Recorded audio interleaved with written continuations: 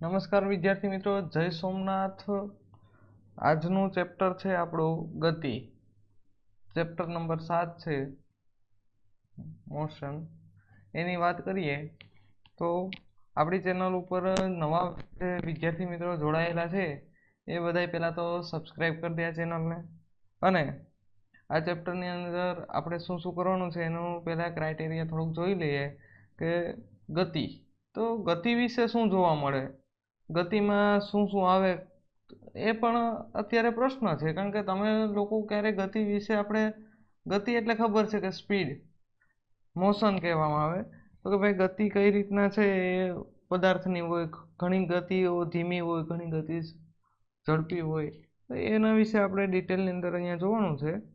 ચેપ્ટરની શરૂઆત છે પ્રસ્તાવનાથી થાય છે.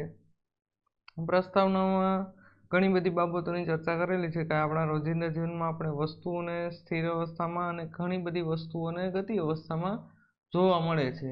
જેમ કે પરમાણુઓ છે, અણુઓ છે, અથવા ગ્રહો, તારાઓ, આ બધા છે એ પોતે ગતિમાં હોય.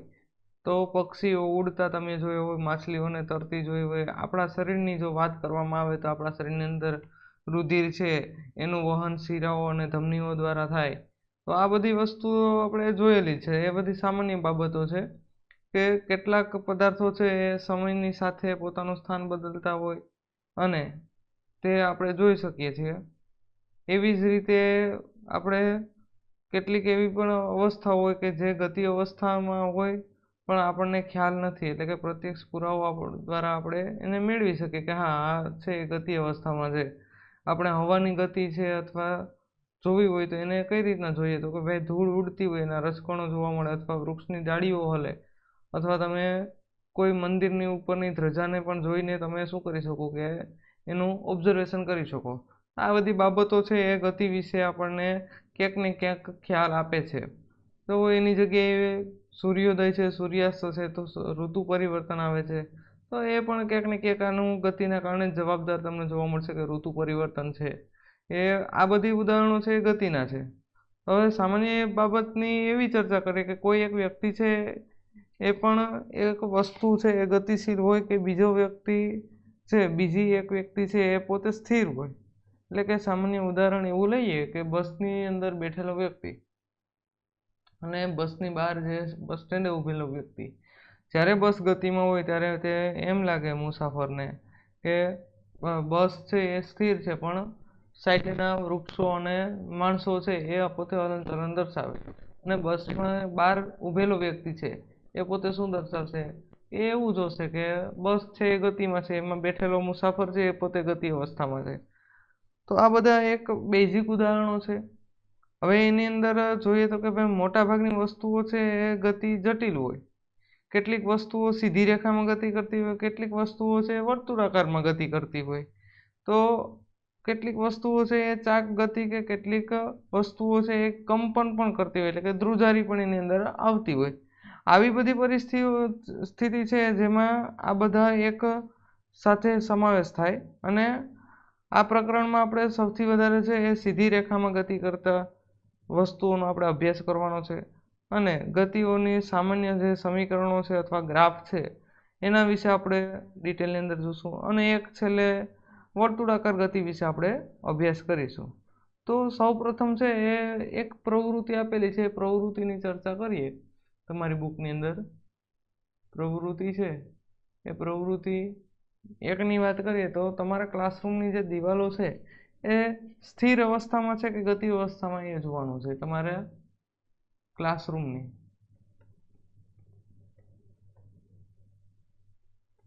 દિવાલ છે એ સ્થિર અવસ્થામાં છે કે ગતિ અવસ્થામાં. પછી પ્રવૃત્તિ 2 આપેલી છે. પ્રવૃત્તિ 2 એની અંદર એવું કીધેલું છે કે શું તમે ક્યારે એવો અનુભવ કર્યો કે ટ્રેનમાં બેઠો છો અને ગતિ કરતો પ્રતીત થાય, એટલે કે તમે ટ્રેનમાં બેઠા છો અને બીજો કોઈ છે એ ગતિ કરતો તમને એવું લાગે કે ગતિ અવસ્થામાં છે, પણ વાસ્તવમાં તે પરિસ્થિતિ કેવી છે, ટ્રેનની બહાર વ્યક્તિ છે એ પોતે વાસ્તવમાં પરિસ્થિતિ એવી હોય કે તે સ્થિર અવસ્થામાં હોય. તો એ યાદ રાખવાનું છે.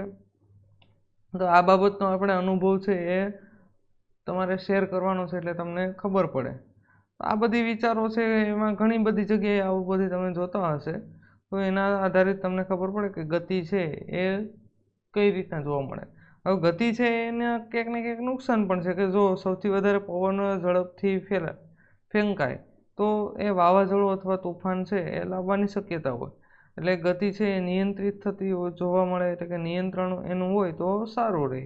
બીજી બાજુ જોઈએ તો વસ્તુનું છે એ નિયંત્રણ ગતિના માનવની સેવાઓમાં ઉપયોગમાં પણ થઈ શકે છે.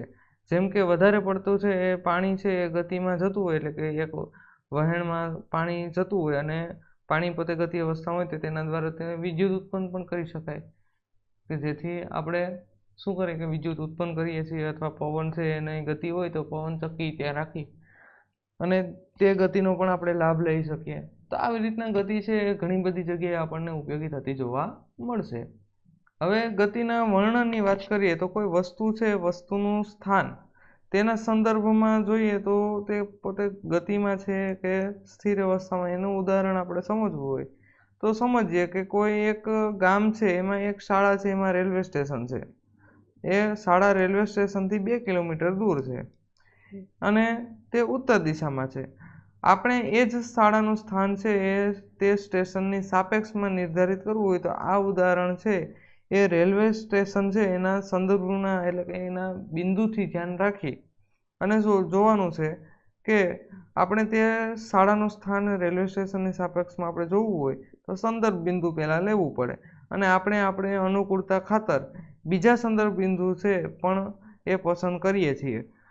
અને આમ કોઈ વસ્તુનું સ્થાન છે એને દર્શાવવા માટે આપણને એક સંદર્ભ બિંદુની જરૂર પડે છે. તેને શું કહેવામાં આવે છે? ઉદ્ગમ બિંદુ કહેવામાં આવે.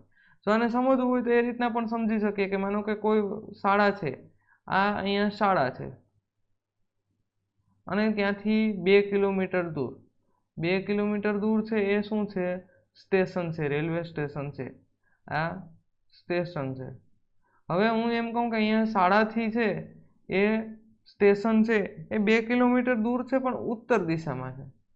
તો આ છે એના ઉદ્ગમ બિંદુથી લઈને અંતિમ બિંદુની વાત થાય. હવે હું એને ઉલટું કરવાનું કહું તો સ્ટેશન છે એનાથી શાળા છે એ 2 કિલોમીટર દક્ષિણ દિશામાં છે, એવું પણ કહી શકીએ ને. તો આ એનું શું કહેવાય? ઉદ્ગમ બિંદુ કહેવામાં આવે. શું કહેવામાં આવે? ઉદ્ગમ બિંદુ. એ જ રીતના વધારે આપણે ડિટેલની અંદર જઈએ તો સુરેખ પથ પર ગતિ. સુરેખ પથ પર ગતિ એટલે શું? એક સીધી રેખામાં ગતિનું વર્ણન કરેલું છે. તો એને ડિટેલમાં સમજવાનો પ્રયત્ન કરે કે સુરેખ પથ પર ગતિ એટલે શું? તો કોઈ વસ્તુ છે એ સરળ પ્રકારની રેખીય ગતિ, કોઈ વસ્તુ છે એ સીધી સરળ પ્રકારની રેખીય ગતિ દર્શાવે છે. આપણે સૌપ્રથમ એક ઉદાહરણ દ્વારા પણ આપણે વર્ણન કરી શકીએ. ધારો કે કોઈ વસ્તુ છે એ વસ્તુ સુરેખ પથ પર ગતિ કરતી હોય અને વસ્તુ પોતાની ગતિ છે એ બિંદુ O થી શરૂ કરી અને તેના સંદર્ભમાં ગણીએ. માનો કે A, B અને C એ વસ્તુનું સ્થાન છે અને સૌપ્રથમ વસ્તુ છે એ C અને B બિંદુ પસાર થઈ અને A પાસે પહોંચે છે. શું કીધું? કે વસ્તુ છે એ C થી B બિંદુ પાસે પસાર થઈ અને A પાસે પહોંચે છે. ત્યારબાદ તે છે આ જ પથ પર તરત જ ફરી અને B બિંદુ પાસે પહોંચે છે. એટલે તે C સુધી પહોંચે, B બિંદુ પાસેથી પસાર થઈ અને C બિંદુ સુધી પહોંચે છે. તો હવે અહીંયા આપણે જોવાનું એ છે કે અહીંયા પથમાં ગતિ કઈ રીતના થઈ. વસ્તુ છે એ માનો કે શરૂ ક્યાંથી કર્યું હતું કે ભાઈ O બિંદુથી સ્ટાર્ટ કરેલું છે. O બિંદુથી સ્ટાર્ટ કરેલ છે.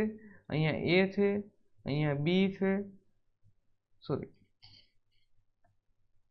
અહીંયા તમારો A છે, અહીંયા B છે અને અહીંયા C છે.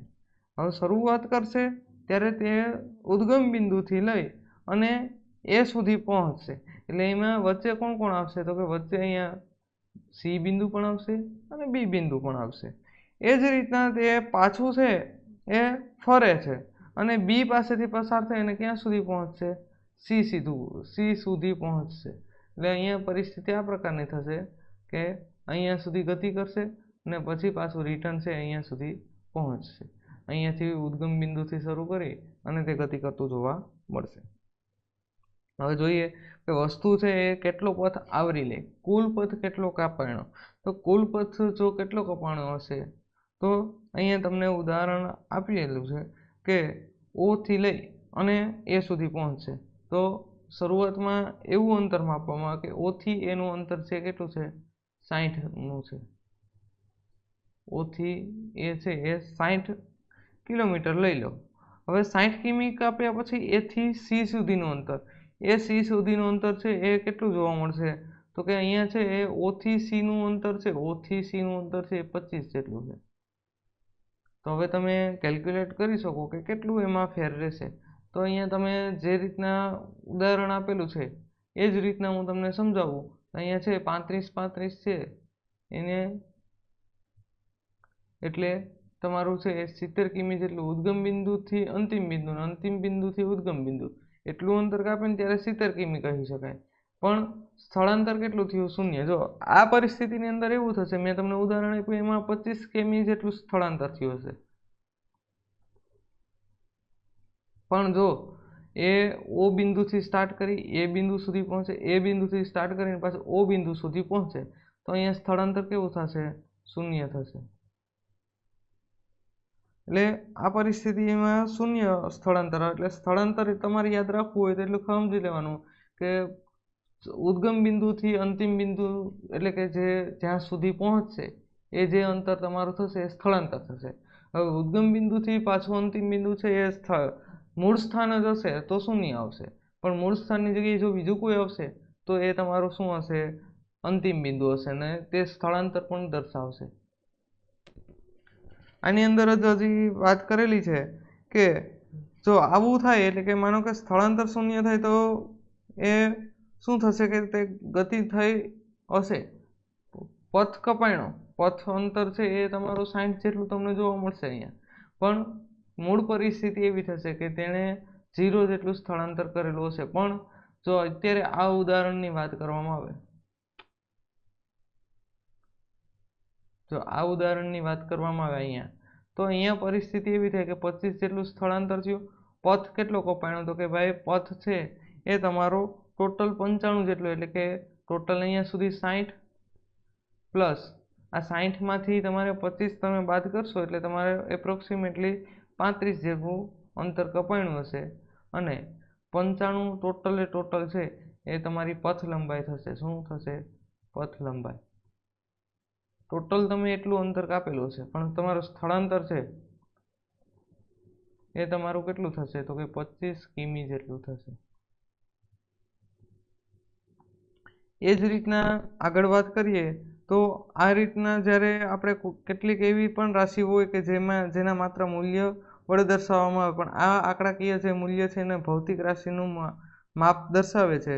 ઉદાહરણ તરીકે આપણે સમજીએ તો કે પ્રારંભિક સ્થાન O થી લઈ અને અંતર C સુધીનું જ અંતર કપાયું તો તમને બિંદુ O થી શરૂ કરી અને બિંદુ A પર ગયા, A પરથી લઈ અને પાછા C સુધી પહોંચ્યા. અહીંયા સ્થળાંતરનું મૂલ્ય આપે છે, પરંતુ જ્યારે વસ્તુ છે પ્રારંભિકથી અંતિમ સ્થાનની વચ્ચેની તુલના લઘુત્તમ અંતર જ્યારે વસ્તુનું સ્થળાંતર કહે છે. વસ્તુનું સ્થળાંતર યાદ રાખવું હોય તો શું છે કે વસ્તુનું પ્રારંભિક તેમજ અંતિમ સ્થાન વચ્ચેનો લઘુત્તમ અંતર છે, એટલે કે ઓછામાં ઓછું જે અંતર તમારું મળશે એ સ્થળાંતર થશે.